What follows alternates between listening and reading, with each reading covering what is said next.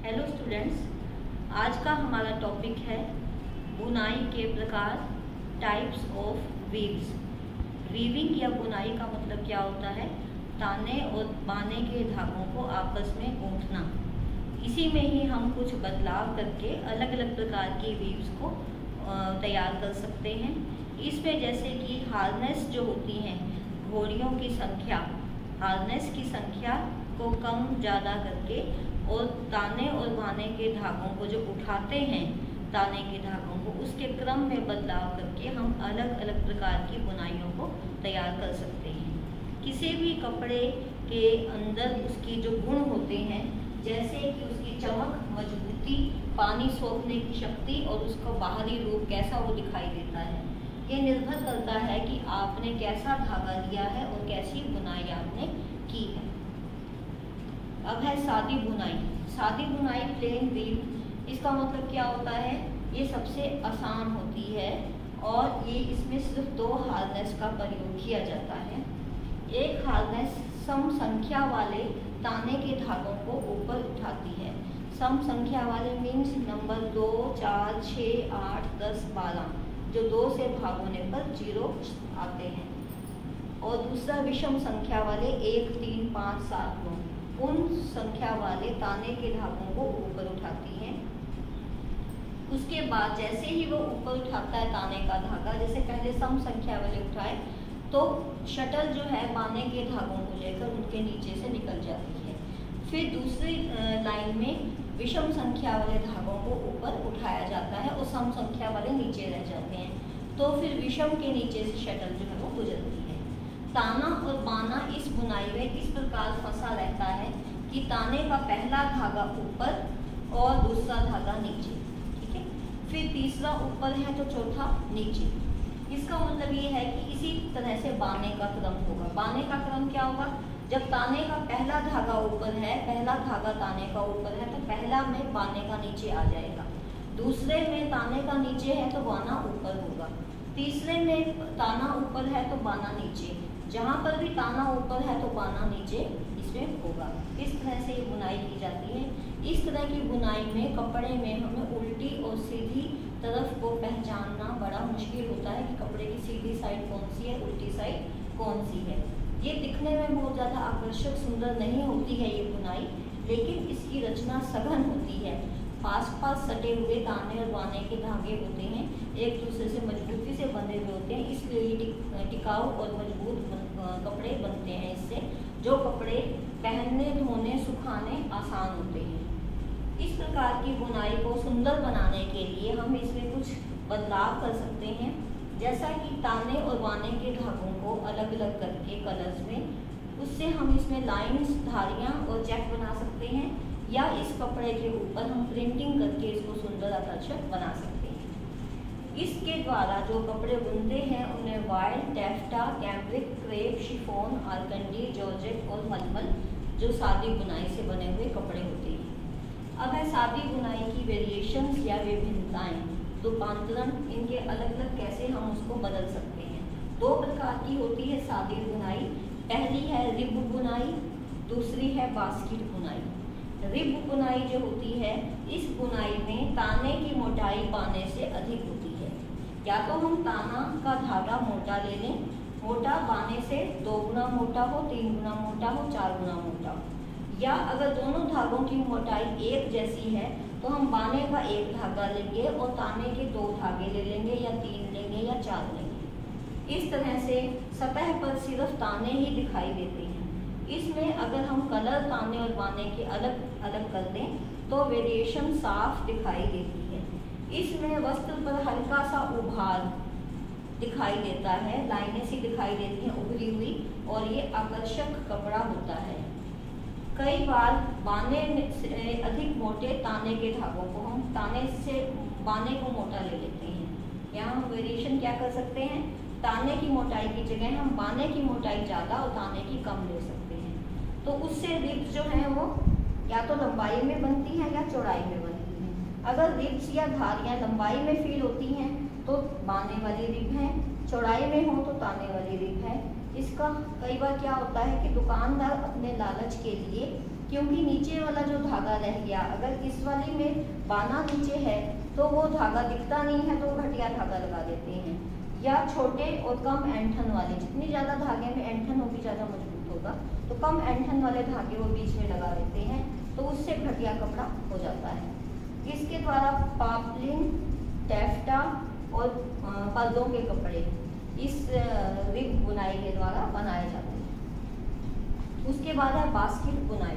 Basket बुनाई में 2 या 2 से अधिक बाने के धागे लेते हैं और 2 या 2 से अधिक ही ताने के धागे लेते हैं। तो ये ऊपर नीचे से फिर बाने के धागे ताने के धागों के ऊपर नीचे से निकालते रहते हैं। तो या तो दोनों ही 2-2 होंगे, दोनों ही 3-3 होंगे, या दोनों ही 4-4 होंगे, 2 ताने के 2 बाने के। तो इसमें बुनाई करते समय क्या होगा, हार्नेस एक साथ 2 ताने के धागों को ऊपर उठाएगी, पहला दूसरा, ठीक है। उसके बाद तीसरा चौथा नीचे रहेगा तो 5वें छठे को ऊपर उठाएगी। अगर 3-3 है तो पहला दूसरा तीसरा को उठाएगी, और अगर 4-4 है तो पहला दूसरा तीसरा चौथा ऊपर होंगे और 5वां छठा 7वां 8वां नीचे होंगे। इस तरह से ये बुनाई जो है इसमें अलग अलग वेरिएशन हम कर सकते हैं। इसमें दोनों की ताने और बाने के धागों की मोटाई बराबर होनी चाहिए और उनका भराव भी बराबर होना चाहिए। इस तरह से जब हम बुनाई करते हैं तो प्रसुप्ति, पिसुप्ति या चौसुप्ति ये कपड़े इससे तैयार होते हैं। ये बुनाई ढीली होती है, धोने के बाद कपड़ा श्रिंक हो जाता है, ज़्यादा मजबूत भी ये नहीं होती है, और इसमें हर रोज पहनने के कपड़े हम इसे नहीं बना सकते। तो इसमें क्या बनता है, जो मॉन्क्स या भिक्षु पहनते हैं उनके कपड़े बनते हैं, सोफों के कपड़े, पर्दों के कपड़े बनते हैं, और स्पोर्ट्स कोट सूट वगैरह बनाए जाते हैं। इसमें वैरायटी लाने के लिए हम ताने और बाने के धागों को अलग अलग कलर में भी कर सकते हैं। तो जो बास्केट्स या टोकरियों की बुनाई होती है वो उस टाइप से इसका नाम इसमें रखा गया है। फिर है ट्विल बुनाई। ट्विल बुनाई जो होती है इसमें टेढ़ी लाइनें होती हैं, टेढ़ी तिरछी धारियाँ, ये दोनों तरफ होती हैं कपड़े के, ऊपर की तरफ भी और नीचे की तरफ, उल्टी साइड और सीधी साइड दोनों तरफ होती हैं। इसमें क्या करते हैं कि बाने का धागा नियमित अंतर पर ताने के ऊपर नीचे तैरता है, ठीक है। कैसे, ताने के कई धागों के ऊपर से जाता है बाने का धागा, कई धागों के ऊपर से, बाने का एक धागा ताने के कई धागों के ऊपर से जाता है, फिर वो ताने के एक धागे से नीचे से होकर जाता है। ये प्रक्रिया पूरी रिपीट करते हैं एक लाइन में। जैसे बाने का एक धागा हमने 4 धागों के ऊपर से गुजारा, 5वें के नीचे से किया, फिर अगले 6, 7, 8, 9 के नीचे से जाएगा, इस तरह ऊपर से जाएगा। तो ये रिपीट करते हैं। अब पूरी लाइन एक इस तरह से हमने कंप्लीट कर दी। फिर सेकंड लाइन में क्या होता है कि यही क्रम रहता है कि एक धागा ताने का बाने का 4 ताने के धागों के ऊपर से जाएगा, और लेकिन ये जो हमने पहली धागे से ही डिज़ाइन शुरू किया था, अब पहले की जगह अगली लाइन में दूसरे से शुरू करेंगे, फिर वो तीसरी लाइन तीसरे से शुरू करेंगे, तो अपने आप ही तिरछी धारियाँ इस डिज़ाइन में बन जाती हैं। तो प्रत्येक लाइन में एक एक धागा आगे हम चलते रहते हैं डिज़ाइन शुरू करने के लिए। तो तिरछी धारियाँ बनती हैं जो राइट से लेफ्ट साइड की हो सकती हैं, उन्हें राइट साइड ट्विल कहते हैं। लेफ्ट से राइट साइड हो सकती है, उसे लेफ्ट साइड ट्विल कहते हैं। इसमें जो बुनाई होती है बड़ी आकर्षक होती है, इसके ऊपर प्रिंटिंग की ज़रूरत नहीं पड़ती, लेकिन सिल्क और पतले फैब्रिक पे हम प्रिंटिंग कर सकते हैं। इस प्रकार की बुनाई से जो तिरछी लाइनें होती हैं उनमें हम झुकाव किस तरफ झुक रही हैं उसमें विभिन्नता ला सकते हैं, या कलर में विभिन्नता ला सकते हैं, जिससे सुंदर डिज़ाइन बनते हैं। इसकी वेरिएशंस क्या हैं, विभिन्नताएँ क्या हैं। सबसे पहला है स्टीप ट्विल। स्टीप ट्विल जो है तिरछी, इसमें एकदम जैसे खड़ी सीढ़ियाँ होती हैं, खड़ी पहाड़ की तरफ जाते हैं, तो एकदम से ताने के एक स्थान पर 4 धागों को छोड़ा जाता है।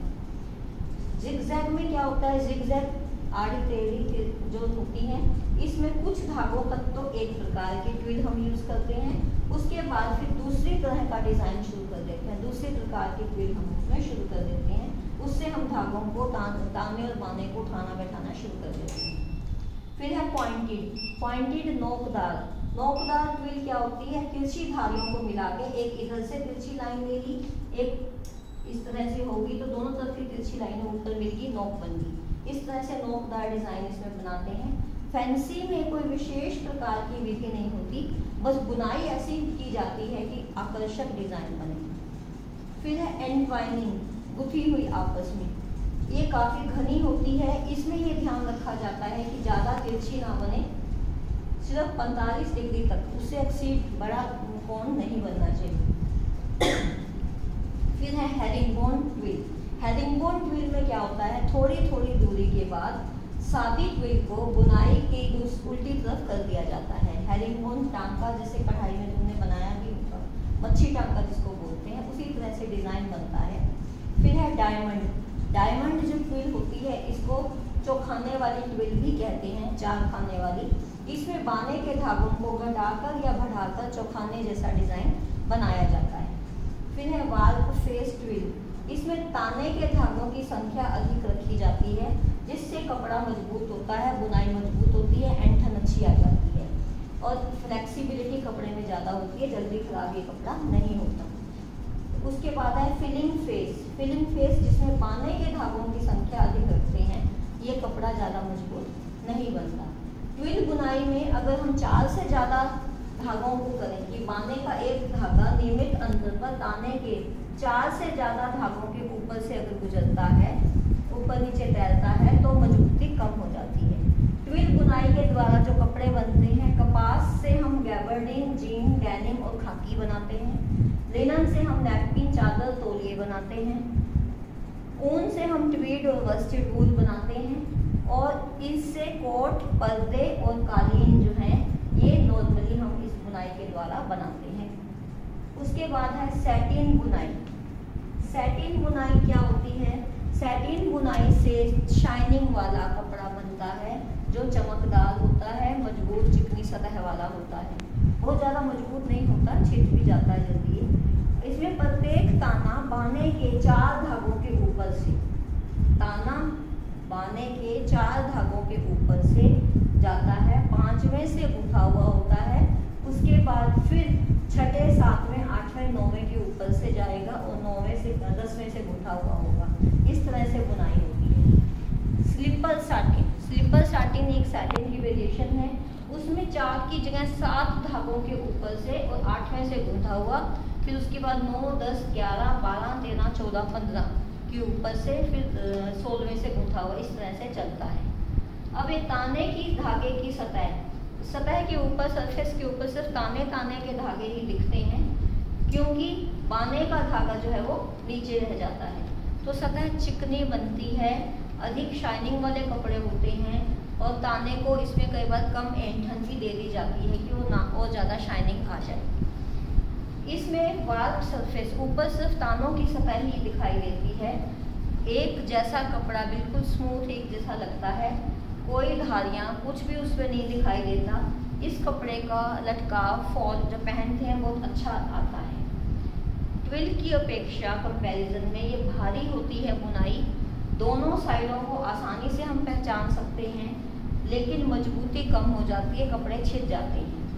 इनसे क्या बनता है? कोट की लाइनिंग। आपने देखा होगा कोट की लाइनिंग में बहुत ज़्यादा शाइनिंग होती है, चमक होती है। क्रेप और पहनने और बिछाने वाले चादरें, पहनने वाले कपड़े, बिछाने और ओढ़ने वाली चादरें, ये इससे बनाई जाती है। अब इसमें वेरिएशंस क्या है? 2 तरह की है, अनियमित ट्विल, अनियमित सैटिन, नियमित सैटिन। जब ताने बाने की अनियमित ढंग से गुथाई की जाती है, ये कोई सिस्टम नहीं है कि 4 के बाद 5वें से गुथेगा, कम ज़्यादा बीच में हम कर सकते हैं, तो वो अनियमित हो जाता है।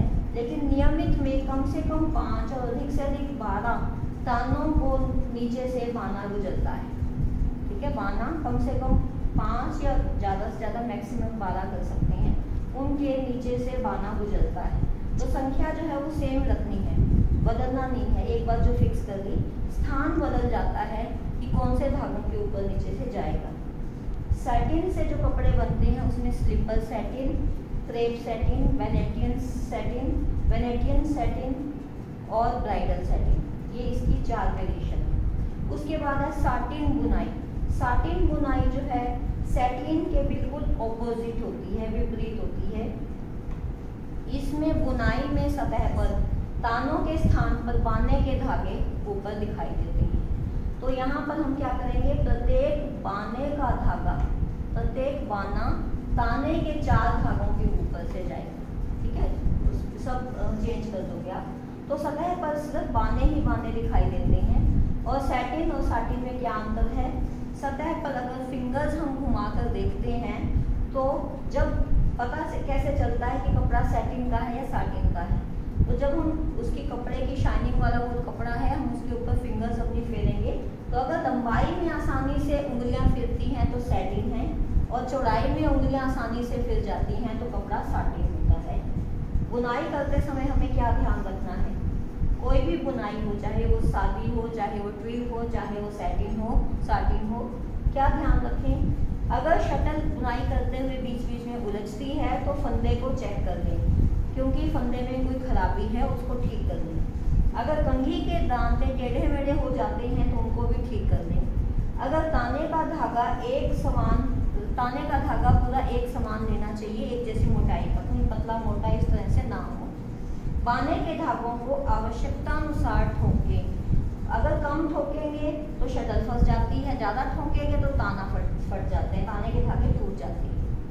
और करघे के किसी भी भाग में कोई भी खराबी हो तो तुरंत ठीक करवा लें, नहीं तो कपड़ा हम बुनाई करके तैयार करेंगे तो कपड़े में खराबी आनी शुरू हो जाएगी। तो इसके साथ ही हमारा ये वीव्स या बुनाई वाला चैप्टर भी कंप्लीट हो गया।